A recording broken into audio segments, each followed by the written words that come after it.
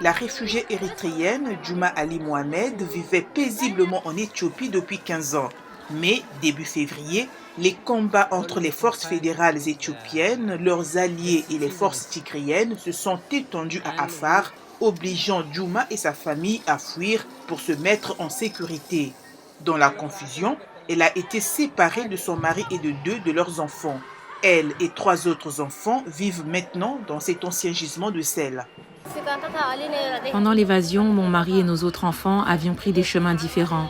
Maintenant, nous luttons ici et nous avons des besoins. L'Agence des Nations Unies pour les réfugiés affirme que des milliers de réfugiés comme Juma ont été déplacés par les combats à Afar.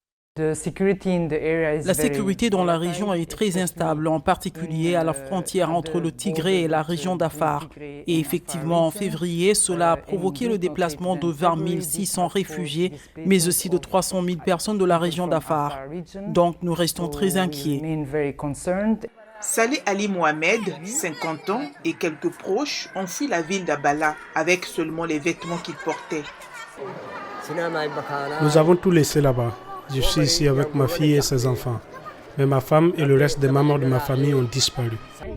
D'autres déplacés d'Abala ont trouvé refuge dans un ancien lycée, avec des salles de classe transformées en chambres. Le mari d'Aïcha Said, Mohamed, a été tué en combattant les rebelles. Mon mari était agriculteur et a rejoint la milice pour défendre la ville. Après 2 jours, il a été abattu et il est mort. Nous n'avons même pas eu le temps de l'enterrer. Une trêve humanitaire annoncée il y a quelques jours a fait naître l'espoir que l'aide puisse parvenir à ceux qui en ont besoin. Malgré la trêve, de nouveaux combats ont été signalés dans la région Afar cette semaine.